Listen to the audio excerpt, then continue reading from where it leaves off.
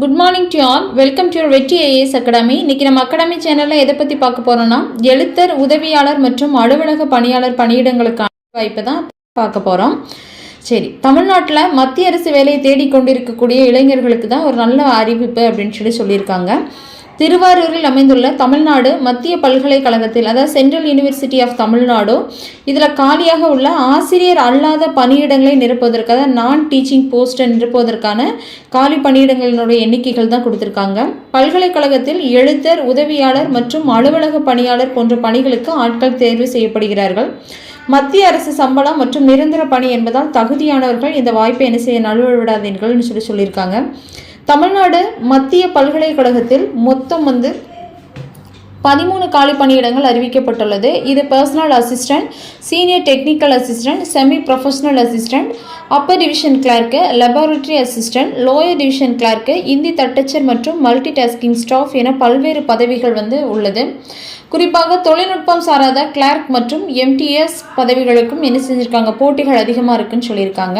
இதற்கான கல்வி தகுதிகள் அப்படின்னா, ஒவ்வொரு பணிக்கும் தனித்தனியான கல்வி தகுதிகள் நிர்ணயிக்கப்பட்டிருக்கு. இப்போ மல்டி டாஸ்கிங் அப்படின்னு சொல்லி பார்த்தோன்னா 10ஆம் வகுப்பு அல்லது ஐடிஐ முடிச்சிருந்தாலே போதுமானது. Lower division clerk, upper division clerk பணியிடங்களுக்கு அங்கீகரிக்கப்பட்ட பல்கலைக்கழகத்தில் ஏதாவது ஒரு டிகிரி படிச்சிருந்தால் போதுமானது.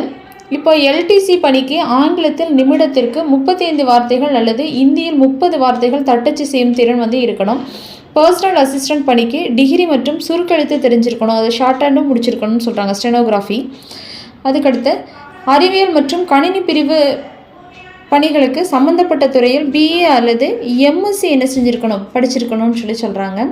சம்பளம் எப்படின்னா, நம்மளோட 7வது ஊதிய குழுவின்படி மிகச்சிறந்த சம்பளங்கள் வழங்கப்படும்.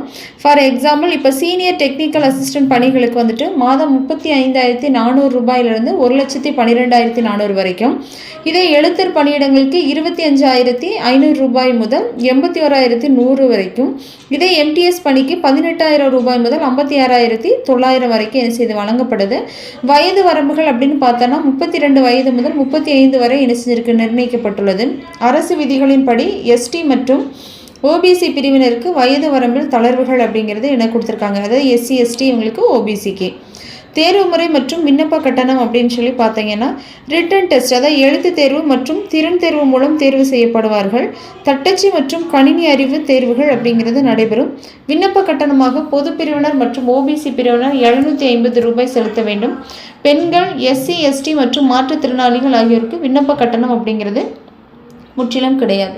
விண்ணப்பிக்கும் முறைகள் மற்றும் முக்கிய தேதிகள் அப்படின்னு சொல்லுவோம். தகுதியும் விருப்பமும் உள்ள